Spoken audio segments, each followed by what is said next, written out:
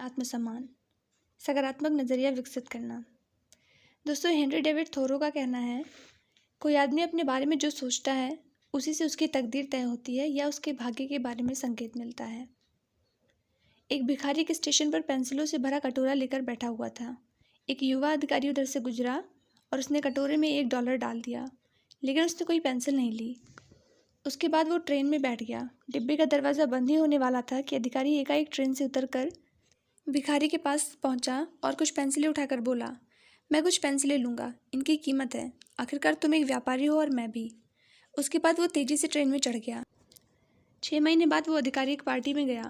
वो भिखारी भी वहाँ सूट और टाई पहने हुए मौजूद था। भिखारी ने उस अधिकारी को पहचान लिया और उसके पास जाकर बोला, आप शायद मुझे नहीं पहचान रहे, लेकिन मैं आपको पहचानता हूँ। उसके बाद उसने 6 महीने पहले घटी घटना का जिक्र किया। अधिकारी ने कहा, तुम्हारी याद दिलाने पर मुझे याद आ रहा है कि तुम भीख मांग रहे थे। तुम यहाँ सूट और टाई में क्या कर रहे हो? भिखारी ने जवाब दिया, आपको शायद मालूम नहीं कि आपने मेरे लिए उस दिन क्या किया था। मुझे दान देने के बजाय आप मेरे साथ सम्मान के साथ पेश आए। आपने कटोरी से पेंसिलें उठाकर कहा, इनकी कीमत है। आखिरकार तुम एक व्यापारी हो और मैं भी। आपके जाने के बाद मैंने सोचा, मैं यहाँ क्या कर रहा हूँ? मैं भीख क्यों मांग रहा हूँ? मैंने अपनी ज़िंदगी को संवारने के लिए कुछ अच्छा काम करने का फ़ैसला लिया। मैंने अपना झोला उठाया और काम करने लगा। आज मैं यहाँ मौजूद हूँ। मुझे मेरा सम्मान लौटाने के लिए मैं आपको धन्यवाद देता हूँ। इस घटना के बाद उस भिखारी के जीवन में क्या बदलाव आया? बदलाव ये आया कि उसका आत्मसम्मान जग गया और उसके साथ ही उसकी कार्य क्षमता भी बढ़ गई। दोस्तों, हम सभी की ज़िंदगी में आत्मसम्मान इसी तरह का एक जादुई असर डालता है। लो सेल्फ एस्टीम, घटिया किस्म का आत्मसम्मान। दोस्तों, ऐसे ही एक अधिकारी को तरक्की दी गई, लेकिन वो अपने ओहदे के मुताबिक खुद को ढाल नहीं पा रहा था। एक दिन वो अपने दफ्तर में बैठा था, तभी किसी ने दरवाज़ा खटखटाया। अपनी व्यस्तता और महत्व दिखाने के लिए उसने फ़ोन उठा लिया और दरवाज़ा खटखटाने वाले से अंदर आने के लिए कहा। वो आदमी अंदर आकर इंतज़ार करता रहा और उस दौरान वो अधिकारी सिर हिला हिलाकर फ़ोन पर बात करता रहा। बीच बीच में वो कहता जा रहा था, चिंता की कोई बात नहीं है, मैं संभालूंगा। कुछ मिनट के बाद उसने फ़ोन रखकर इंतज़ार कर रहे आदमी से पूछा कि आप यहाँ कैसे आए? उस आदमी ने जवाब दिया, सर मैं आपका फ़ोन कनेक्ट करने आया हूँ। दोस्तों, लेखक कहता है, हर काम से हमारा चरित्र जाहिर होता है, तो दिखावा क्यों? लेखक का मानना है कि किसी आदमी में दृढ़ विश्वास, संवेदनशीलता और सहयोग की भावना है तो वो अपनी कोशिशों से दूसरे लोगों को भी प्रेरित कर सकता है। ऐसा इंसान खुद ब खुद सम्मान पाने योग्य बन जाता है। हाई सेल्फ स्टीम, ऊंचे दर्जे का आत्मसम्मान। ऊंचे दर्जे के आत्मसम्मान का मतलब अहंकार बढ़ाना नहीं होता। दोस्तों, लेखक कहता है कि हम अपने बारे में जिस ढंग से सोचते हैं वही हमारा आत्मसम्मान है और हमारे मन में खुद को जैसा देखते हैं वही हमारी आत्मछवि है। अनुशासन आज़ादी देता है। हमारा स्वभाव कुछ ऐसा है कि हम नतीजों की परवाह किए बिना अपने मन मुताबिक कामों को करना चाहते हैं। लेकिन अगर किसी बच्चे को बॉक्स में भरे सारे चॉकलेट खाने की इजाज़त दे दी जाए तो वो बीमार पड़ जाएगा। अगर उसी बच्चे को अनुशासित ढंग से 1 या 2 चॉकलेट रोज़ खाने को दी जाए तो उसे लंबे समय तक आनंद मिलेगा। दोस्तों, हमारा जीवन भी कुछ ऐसा ही है। अनुशासन की बंदिशें हमें नीचे गिराने के बजाय ऊपर उठाती हैं। अनुशासन का सबसे बड़ा लाभ यही है। एक लड़का अपने पिता के साथ पतंग उड़ा रहा था।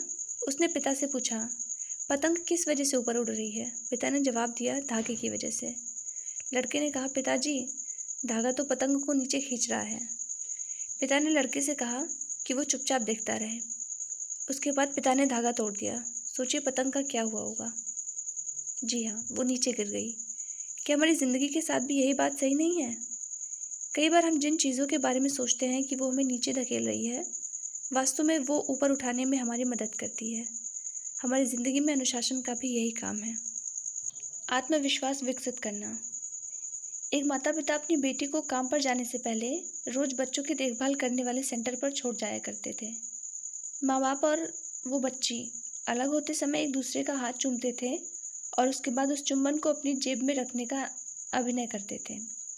दिन में जब बच्ची अकेली रहती थी तो जेब से उस चुंबन को निकालकर अपने गाल पर रख लिया करती थी।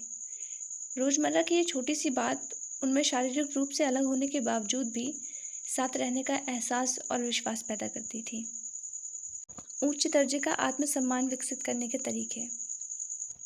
तारीफ लेना और देना सीखें। जिम्मेदारियां कबूल करें। अपने लक्ष्य तय करें अनुशासन का पालन करें, ऊंचे चरित्र वाले लोगों से नाता जोड़ें, खुद को सही आत्म सुझाव दें, धीरज रखें। दोस्तों, लेखक कहता है, धीरज और आलस में फ़र्क होता है। कभी कभी एक बेहद आलसी इंसान खुद को धैर्यवान समझ सकता है। चीन में बांस का एक ऐसा पेड़ होता है जिसे रोपने के बाद 4 साल तक पानी और खाद देने के बावजूद उसमें अंकुर फूटने का कोई भी निशान नहीं दिखता। लेकिन 5वें साल के दौरान बांस का पौधा सिर्फ 6 सप्ताह में 90 फीट तक बढ़ जाता है। सवाल ये उठता है कि बांस का ये पौधा सिर्फ 6 हफ्ते में बढ़ा या इस काम में 5 साल लगे। जब उसमें बढ़ने वाले कोई लक्षण नहीं नजर आ रहे थे, यदि उस समय इस पौधे को पानी और खाद नहीं दी जाती तो क्या वो बढ़ पाता? बिल्कुल नहीं। अगर 4 साल तक देख रेख ना की जाती तो बांस का वो पौधा मर गया होता। हमें कुदरत से सीखने की ज़रूरत है और ये बिल्कुल सही और साफ है। धैर्य और विश्वास के साथ काम करते रहें। अगर नतीजा नज़र ना भी आए तब भी उसका असर ज़रूर होता है। धन्यवाद।